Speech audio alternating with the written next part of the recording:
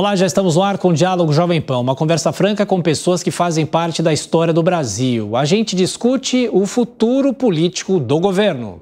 O novo governo tem o desafio de mostrar ao mercado que fará uma gestão responsável das contas públicas. A reforma tributária volta a ser promessa do Executivo.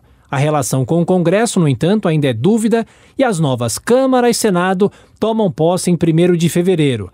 Os desafios políticos em 2023, em destaque no Diálogo Jovem Pan.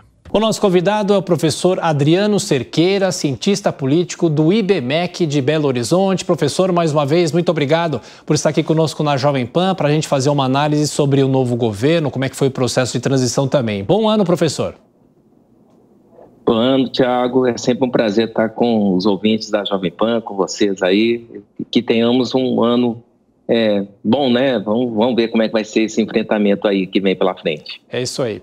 Professor, antes de fazer uma análise sobre o início do novo governo, eu queria perguntar o seguinte: o Brasil saiu das urnas muito rachado, o Brasil já vinha com essa divisão, já desde o início do governo de Jair Bolsonaro, foi uma consequência das urnas também, não tão rachado como saiu das urnas agora, e muito se fala de pacificação, de se tentar unir o Brasil. Muito se fala em relação a isso, mas se fica na retórica. Quais seriam as chances do Brasil voltar a ter uma pacificação política que talvez desde 2013 não tenha, ou as divisões começaram lá naquele ano de 2013 com as manifestações de rua? Eu acho que esse marco temporal aí de 2013 é fundamental. Foi o ano em que as redes sociais invadiram a política, por assim dizer, né? Vem para a rua, né? Vão lembrar um anúncio, né, de uma indústria automobilística, né, que pegou, porque da época que ia ter a Copa das Confederações, e aí durante umas 3 semanas, milhões de brasileiros todos os dias iam para as ruas fazer todo tipo de reivindicação. E os conservadores já estavam fazendo parte desse grupo, né, estavam engrossando esse meio, e eles foram aparecendo também institucionalmente nos processos eleitorais, tanto municipais quanto estaduais e da própria governo federal. Então, Dilma, com muita dificuldade, conseguiu se reeleger em 2014, com o país já dividido. Ela teve um percentual do eleitorado próximo dos 40% votando nela, um número baixo. E ela, né, era a reeleição dela, ela não conseguiu superar, né? Em 2016, as pessoas que estavam nas ruas, que não deixaram de ir para as ruas desde 2013, né? Elas derrubaram, né, legitimamente, de forma constitucional, através de um processo de impeachment, o governo Dilma. O Temer teve dificuldade de governar por conta também dessa mobilização. A mobilização esteve presente durante todo o mandato do Bolsonaro. Inclusive, parte dessa mobilização de rua dos conservadores sustentou o governo, né, por conta das dificuldades extremas que ele teve de governar, e não há nada que indique que vai acabar agora. Vamos lembrar que no segundo turno, Lula teve 38,5% do eleitorado votando nele, enquanto Bolsonaro teve 37,2%. Ou seja, e no último Datafolha, né, de dezembro do ano passado, Bolsonaro alcançou 39% de aprovação, conceitos ótimo e bom de governo. Então a gente vê que esse número aí próximo dos 40%, anti-Lula, anti-PT, existe, tá? Não vai sair das ruas tão fácil, tão cedo. A gente vê vários manifestantes que estão próximo dos quartéis, né? Para se sentir um pouco mais abrigados nas suas demandas, né? Legítimas, a maioria, algumas são mais exageradas, mas enfim, é manifestação popular. Então, Lula vai ter uma enorme dificuldade de governar. O Congresso não é o Congresso que se acostumou nos governos, nos mandatos anteriores. E por conta de tudo isso, eu acho que serão anos muito difíceis de governo do Lula. Ele pode optar pela negociação ou ele pode optar pelo caminho do autoritarismo, né? Tentando calar de uma forma dura, autoritária, a oposição. Vamos ver o que vai acontecer. Sim, professor, só troca num ponto importante, porque se nós temos a polarização, ao mesmo tempo nós temos a rejeição. né? Então são dois candidatos que disputaram o segundo turno, que um rejeita o outro, obviamente. O eleitor de um rejeita o outro. E aí é muito difícil que se aceite o resultado ou que acredite ou a pessoa passe a dar um apoio para o governo, para que torça, para que o governo dê certo, porque afinal são os interesses do Brasil. E em relação a isso, professor, o senhor acha que isso tem a ver também com a consciência política das pessoas? Ou seja, se as pessoas fossem talvez mais conscientes politicamente, poderia haver um apoio ou não? Essa rachadura vai perdurar pelos próximos anos, até mesmo na eleição de 2026? Eu sou um pouco mais pessimista em relação ao que pode acontecer. Os vícios petistas se manifestaram já no discurso de posse de Lula, lá no Congresso Nacional, né? Qual que é o vício petista? Falar que o governo anterior, não importa quem ele seja, só trouxe coisa ruim, né? Foi o que há de pior, para fazer uma espécie de marco zero a partir de então. E aí uma série de benefícios legados vão ser depois trabalhados de uma forma até falsa como conquistas do governo, né? O PT, que sempre foi contra o Plano Real, demonizava Fernando Henrique Cardoso, né? Demonizava os adversários políticos, eleitorais. O atual vice-presidente, Geraldo Alckmin, foi tratado como fascista, como ultraconservador em 2006, quando ele disputou o segundo turno contra Lula, né? Assim também foi José Serra em 2010, a Marina Silva, né, foi tratada como uma antipobre, uma pessoa que deixaria os pobres morrendo de fome no Brasil no primeiro turno, né, enfim. São vícios petistas que se manifestaram novamente na posse de Lula. Então, o governo de Lula não está acenando com 39%, com 37% do eleitorado que votou em Bolsonaro, uma espécie de trégua. Está querendo desqualificar o antigo governo, que eles apoiaram por várias razões, e de alguma forma está tentando achar que um caminho para ou governar com quem votou nele, né? E aí vai ser um movimento mais autoritário de governo, ou tentar reconquistar essa parcela que não gostou do governo. Vamos lembrar que o PT não aceitou a eleição de Bolsonaro. Desde o início fez dura oposição, né, em todos os meios que o PT possui, inclusive nos meios universitários, né, vários órgãos de imprensa, enfim. O PT usou todos os meios possíveis para inviabilizar o governo Bolsonaro, que conseguiu chegar ao final do seu mandato e por pouco não conseguiu a sua reeleição.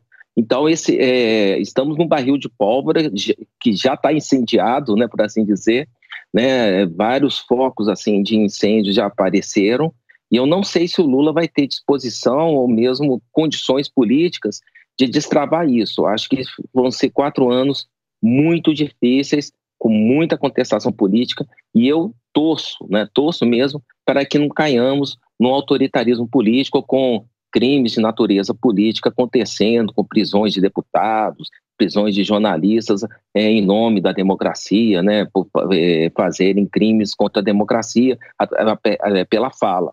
Então, eu estou muito preocupado com esse ambiente antagonizado e que indica que, pelo menos até o momento, não há sinais de que vai ser melhorado, vai ser minorizado, não. Sim, sem dúvida. Professor Adriano Cerqueira, uma vez eu vi uma análise de um cientista político que dizia o seguinte, que os termos direita e esquerda hoje são termos embolorados, né? Ou seja, claro que existem as posições dos dois lados, né? A participação do Estado, no caso da esquerda, e a participação do Estado, no caso da direita, mas eu não sei se o senhor concorda. São hoje conceitos embolorados que cada lado se digladia com o outro, dizendo, você é de esquerda, você é de direita, e tem, no caso da rejeição de Lula, eu não sei se o senhor concorda, o que é mais de se rejeitar em relação a questão da corrupção ou simplesmente pelo fato da esquerda? O que o senhor acha sobre isso? O que o senhor pensa sobre isso?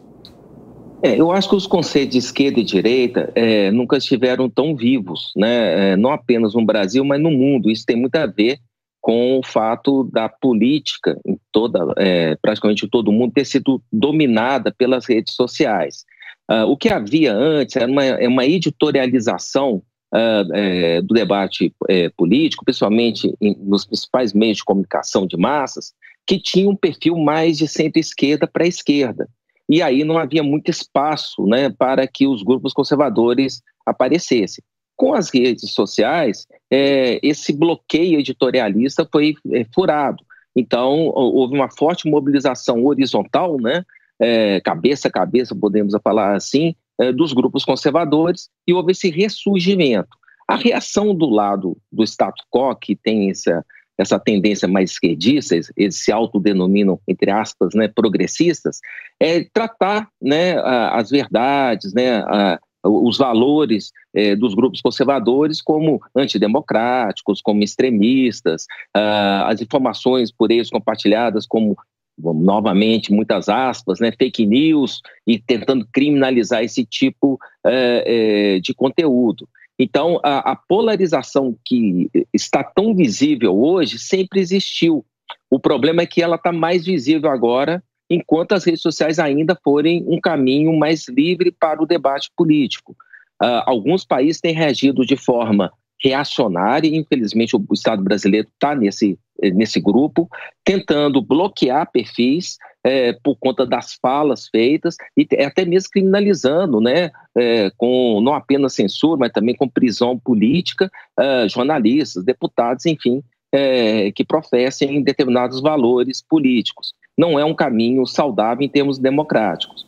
No caso do Lula, o Lula ele não é um ator novo, pelo contrário, é um velho político de velhos hábitos e também velhos vícios.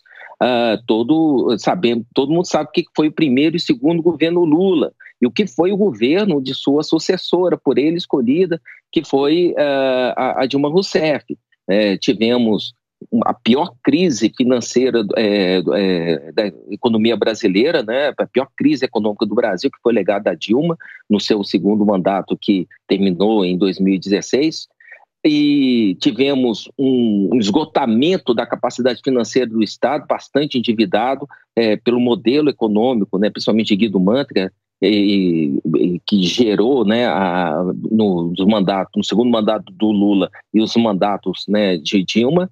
E o Lula, então, ele tem esse passivo muito conhecido, né, na história brasileira. Escândalos de corrupção, aliados, muitas vezes com várias condenações em andamento, processos condenatórios em andamento, e que muitas vezes não são finalizados como deveria. Ao mesmo tempo, o Lula que sempre gosta de fazer o nós contra eles, o Lula que se sente à vontade de ficar apoiado entre os seus aliados e desqualificar os seus adversários próximos. Muitos deles, não vamos esquecer, petistas, né? A própria Marina Silva foi durante muito tempo tratada como um adversário, quase uma inimiga do PT, desde que ela foi preterida por Lula para sucedê-lo. Então, é do perfil do Lula fazer esse nós contra eles, né? Ele aguça, ele acirra esse tipo de polarização. Então, por mais que ele fale em governo de união nacional, ele ao mesmo tempo está turbinando, né, o Estado dele, o governo federal, com iniciativas visando talvez a agir de uma forma mais autoritária e repressiva contra os críticos das políticas que, porventura, venham a ser adotados aí nesse novo terceiro mandato de Lula. Professor Adriano, o senhor vê realmente uma coalizão política que elegeu Lula? Porque a gente tem a Simone Tebet, por exemplo, que foi a principal representante da terceira via, que não decolou, mas o senhor acha que houve essa coalizão e a montagem do novo governo com 37 ministérios reflete essa coalizão ou não? Reflete de uma forma improvisada, de uma forma que a gente vê em que está tentando ainda se ajustar alguma coisa. A Simone Tebet não ficou satisfeita com os rumos que estava sendo tomado, né?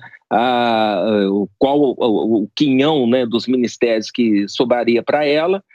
Tiveram que fazer uma negociação para dar alguma força, né, no Ministério do Planejamento que ela assumiu, ter alguma importância na questão orçamentária, e mostra exatamente a grande dificuldade de Lula, porque o PT é um partido que, historicamente, né, ele desenvolveu um apetite por cargos do Estado, e por mais que Lula tenha criado 37 ministérios, vamos lembrar, né, que no seu segundo mandato, Lula teve 32 ministérios. Com Dilma, no primeiro mandato, ela teve esses mesmos 37 ministérios que o Lula tem agora. E no segundo ela teve 39. Então, muita gente fala que tantos ministérios garante uma adesão a esse espectro político amplo de apoio, mas foi com 39 ministérios que a Dilma sofreu um processo legítimo e constitucional de impeachment. Então, não é garantia de que você vai conseguir ter governabilidade. O trato de Lula com o Congresso não vai ser fácil. Esse Congresso que foi eleito é um Congresso com um perfil mais conservador ainda. Partidos deputados, melhor dizendo, que antes eram chamados de uma forma meio desqualificadora, como baixo clero, hoje são alto clero, né? O centrão que o Lula conheceu, né, no início deste século não é mais o mesmo. O centrão está turbinado como grandes legendas partidárias. Os maiores partidos da Câmara hoje são de membros do antigo centrão e que têm eles têm consciência da força política partidária deles e da necessidade deles entrarem num alto nível de debate político, em termos de negociação, com o poder executivo. Então, o Lula, para poder negociar uma pauta que lhe seja minimamente favorável de governo, ele vai ter que ceder pontos e vai ter que construir alguma adesão funcional com esse novo Congresso Nacional. Então, eu vejo muitas dificuldades pela frente para fazer conta de uma certa governabilidade, mesmo tendo tantos ministérios. Professor Adriano, agora, alguns pontos conceituais, como a reforma tributária, que o Brasil tanto precisa, o senhor acha que esses pontos o governo pode ter mais facilidade, porque não vai enfrentar tantas resistências assim? Ou o senhor acha que qualquer projeto que o governo acabar apresentando, se a reforma tributária vier do Executivo, não surgir simplesmente do Congresso, ou se aproveitar uma proposta que já está em discussão no Congresso Nacional de outras legislaturas, qual que vai ser a dificuldade em relação a temas do governo e a temas consensuais que todos defendem? É muito boa essa pergunta, porque o Congresso Nacional, que foi empossado, essa atual legislatura, ela tem um perfil reformista, né? Já tem propostas vigorando, né, sobre reforma tributária, que todos sabemos é a mais urgente das reformas do Estado brasileiro. O Estado brasileiro está quebrado, né? Está beirando 75% de dívida pública em relação ao PIB. E o que é pior, né, com o desmantelamento dos gastos, né, da PEC do limite dos gastos, que foi aprovada em 2016, praticamente foi tirada, né? Ela teve essa previsão de um rombo aí de 200 bilhões e a previsão de uma lei, uma lei ordinária e não constitucional, a ser apresentada pelo Executivo, para tentar criar um novo regime, né, de, digamos assim, rigor fiscal da parte do gestor do Poder Executivo.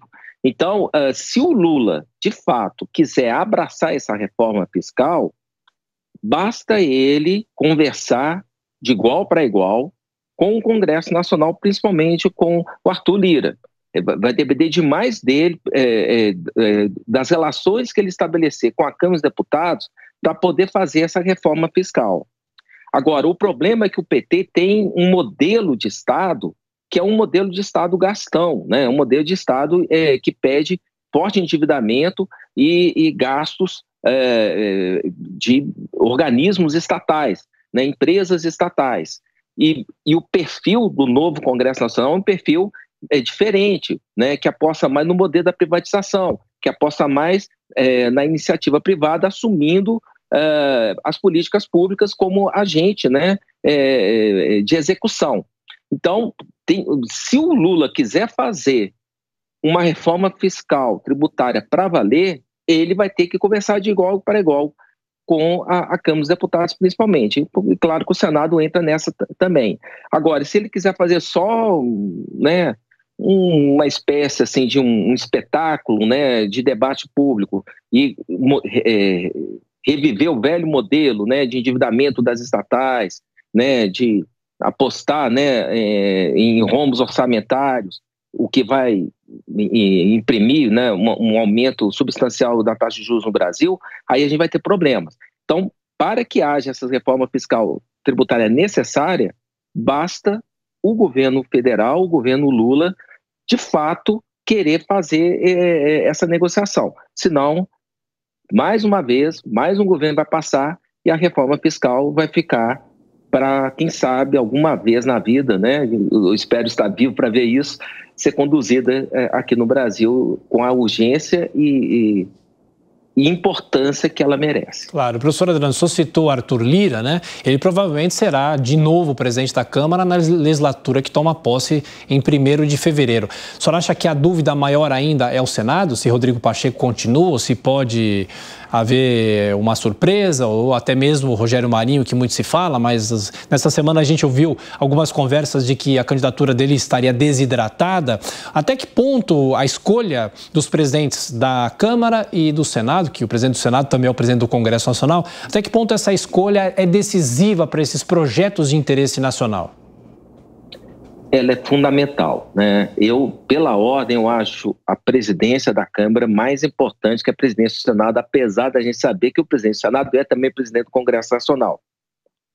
Só que são instâncias políticas, e a instância que, de fato, dita o ritmo, né, no Congresso Nacional é a Câmara dos Deputados, inclusive a saúde dos partidos, né? Por conta disso, se Lula, tudo indica que já fez esse acordo com Lira, não entrar naquela maluquice que a Dilma fez, né, no início do seu segundo mandato, de tentar peitar, né, uma candidatura que tinha um perfil vencedor evidente, né, aí se Lula aceitar o Lira como presidente, aí sim um caminho um pouco mais fácil para ele vai aparecer. A possibilidade, inclusive, da gente ter uma reforma tributária mais tranquila. Tudo indica que está pacificada essa questão. Já no Senado, evidentemente que para Lula é mais interessante que o Rodrigo Pacheco confirme o que parece, no momento, ser um certo favoritismo. A grande dúvida é se a oposição, que tem força no Senado, para ser inclusive majoritária, ela vai querer peitar, por assim dizer, a candidatura do Rodrigo Pacheco, ou vai fazer uma composição visando, né, os outros cargos, né, que a chapa vencedora acaba ganhando. Se o Rodrigo Pacheco conseguir fazer essa costura, acho muito difícil a derrota dele. Agora, se o Rodrigo Pacheco ficar mais compromissado, digamos assim, com o lado PT e do Lula, aí sim ele vai estar favorecendo que uma chapa de oposição com condições numéricas de ganhar aconteça. Então, tudo vai depender do tipo de negociação dentro do Senado que está acontecendo na composição dessa chapa em torno do Rodrigo Pacheco como presidente do Senado. No momento, parece, pelos noticiários que eu estou acompanhando, que ele tem um favoritismo, mas, como é uma casa pequena, surpresas podem acontecer. Professor, esse ano vai ser interessante porque a gente viu a discussão da PEC fura-teto durante a transição e o que o Congresso aprovou é uma liberdade para que se gaste acima do teto neste ano de 2023, mas para o ano que vem haverá uma outra mudança ou uma nova negociação com o Congresso Nacional. E quando se fala de auxílio, né, no caso do Bolsa Família, o Auxílio Brasil, que era o nome da gestão passada, sempre há um apoio dos parlamentares porque eles sabem que mexendo no bolso das pessoas há, obviamente, um componente político importante para pensar nas urnas futuramente. Qual que pode ser a saída costurada pela equipe econômica do Ministério da Fazenda de Fernando Haddad com o Congresso Nacional? Porque alguma saída eles vão ter que discutir nesse ano. Parece que o problema só foi adiado, né? Pois é, eu acho que o problema só foi adiado. Uma vantagem que eles conseguiram na PEC, entre aspas, da transição, né, o do fura-teto, foi o fato de que uma lei ordinária irá apresentar um novo modelo, né, de contenção dos gastos públicos este ano de 2023. Lula é sabedor, né, que com muita dificuldade vai conseguir aprovar alguma PEC, né, uma proposta de emenda constitucional na Câmara dos Deputados, porque ele é minoritário, né, exige os chamados 60% dos votos, né, os chamados 3/5, em 2 turnos, né? É muito difícil, além do Senado, que é uma outra casa em que essa maioria constitucional é mais difícil. Já uma maioria ordinária, né, maioria simples, aí a tarefa fica mais fácil de ser desempenhada. Mas mesmo assim tem que ser do gosto da maioria da Câmara dos Deputados, que é uma maioria que foi eleita como oposição, né? A gente sabe que sempre há uma dança de cadeiras aí, né? Não é incomum que isso aconteça, mas também achar que a oposição vai ficar totalmente desidratada no governo Lula me parece fugir da realidade. O Lula vai enfrentar uma dura oposição. Esses parlamentares sabem negociar, mesmo o Centrão, né, que é dito como uma espécie de casa de apoio ao presidente plantão, o Centrão ele nunca negocia no atacadão, é sempre no varejo. Por mais que esteja falando que está apoiando o governo, é quando entra a lei que ele vai novamente negociar a aprovação dessa lei ou não. Então, vai ser muito difícil essa gestão no novo Congresso. Vamos ver que modelos eles vão apresentar de contenção de gastos para substituir a PEC do teto, né, do teto dos gastos. O Serra até apresentou um modelo lá, né, de fazer uma espécie de metas, né, de gastos públicos, mas enfim, são filigranas, né, são meandros a serem definidos. De qualquer modo, até pela canetada, né, que o Gilmar Mendes deu em relação ao Bolsa Família, né, esse auxílio, a gente sabe que pode ser que eles entram nesse caminho aí de tirar, né, desse limite de gasto, nessa discussão do novo modelo, a questão de auxílio como Auxílio Família ou Bolsa Família, o antigo Auxílio Brasil. Mas isso não importa. O modelo do petista é um modelo de investimento do Estado.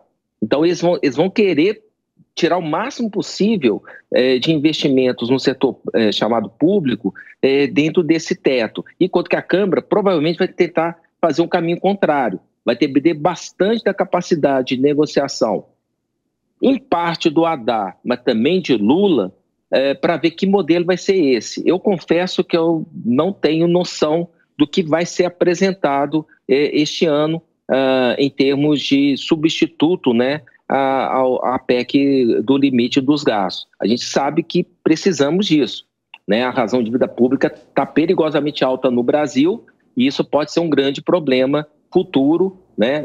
Futuro de curto prazo, né, para a sociedade brasileira. Professor, a gente vai entrando aqui na nossa reta final, mas é importante a gente discutir o papel da oposição.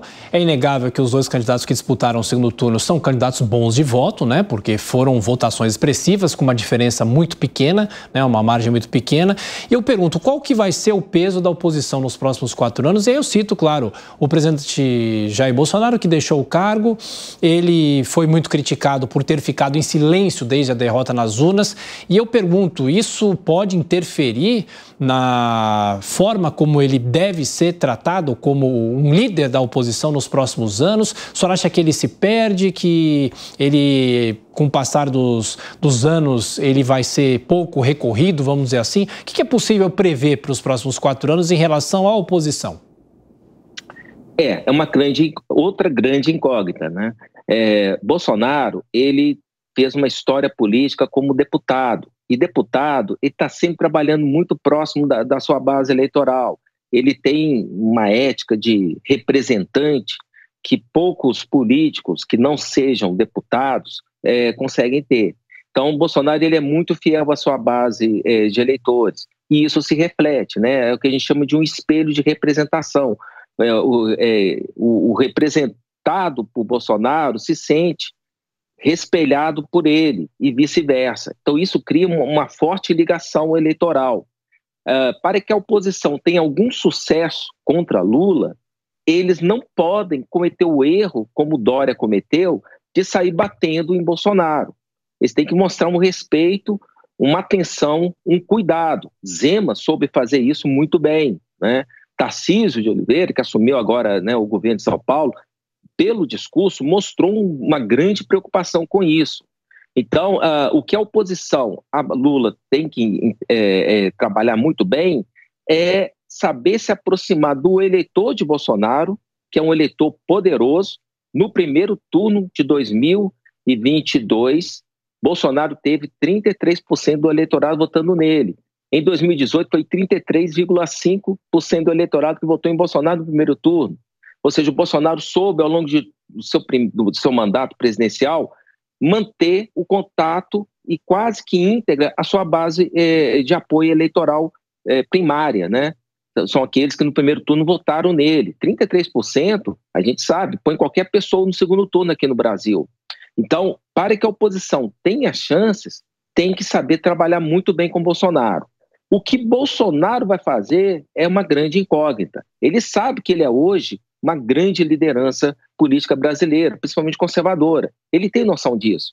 E eu entendo, estou tentando aqui entender as razões dele, né? Por mais que eu possa criticar. Muito do silêncio que ele fez depois das eleições pode ser no sentido dele tentar se precaver contra esse clima autoritário que está acontecendo na política brasileira, já que muitos manifestantes que estão nos quartéis estavam sendo chamados de golpistas, de querer fazer o golpe. Aí, se Bolsonaro fizesse qualquer tipo de fala considerada de incentivo, é o mínimo que estavam querendo para poder avançar na criminalização contra Bolsonaro. Então, eu acho que o Bolsonaro está tomando um cuidado de não ser criminalizado imediatamente. Se ele vai se preservar com isso e passar a faixa de oposição para as novas lideranças que foram constituídas, como o Zema, né, o governador de Minas, que é um candidato natural em 2026 à presidência, ou até mesmo o Tarcísio em São Paulo, que já que pode em 2026 se recandidatar novamente ao governo, ou, se for o caso, se lançar candidato, a direita, a centro-direita, ela tem nomes fortes para 2026. E a direita, a centro-direita sabe que a esquerda não tem nomes fortes para 2026. Lula vai estar com 81 anos, então dificilmente vai ser candidato. Talvez o Fernando Haddad, finalmente, né, como ministro da Fazenda, só que aí a economia do Brasil tem que estar boa. E esses ministérios inflados, né, essa intenção de gastos excessivos que está manifestando o governo Lula, não é um indicativo de uma boa saúde financeira para os próximos anos no Brasil.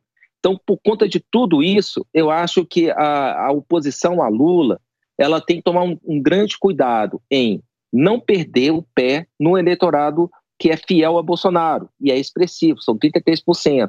Mas, ao mesmo tempo, tem que saber aglutinar outros elementos da centro-direita ao seu lado que sejam capazes de superar esse outro terço que sempre, historicamente, tende a votar em Lula, principalmente, nem tanto no PT, mas principalmente em Lula. Por conta de tudo isso, a gente tem que ver como que vai ser os movimentos. Eu ficaria muito atento aos governos de Minas e de São Paulo. É em torno deles que uma oposição vigorosa, com condições de ganhar o próximo pleito presidencial, vai surgir. Ao mesmo tempo, vamos ver o que entre os apoiadores de Lula, principalmente dentro do PT, qual que vai ser o movimento na tentativa de ser um nome viável de sucessão a Lula. Por mais que o Lula goste de participar de processos eleitorais, eu acho que com 81 anos, eu acho que ele dificilmente vai querer de novo fazer isso. E dificilmente vai conseguir fazer de novo essa candidatura com muita gente em volta dele, inclusive alguns elementos de centro-direita, liberais, que já estão bastante insatisfeitos com os rumos do governo. Professor Adriano, mais uma vez, muito obrigado pela atenção, pela gentileza, pelos esclarecimentos aqui na Jovem Pan. Um excelente ano. Voltaremos a nos falar muito. Um abraço. Um abraço, muito obrigado. Foi sempre um grande prazer. Obrigado. Conversamos com o professor Adriano Cerqueira, cientista político do IBMEC de Belo Horizonte. A você, ouvinte, a você, espectador. Como sempre, muito obrigado pela sua audiência. Continue com a nossa programação. Até a próxima.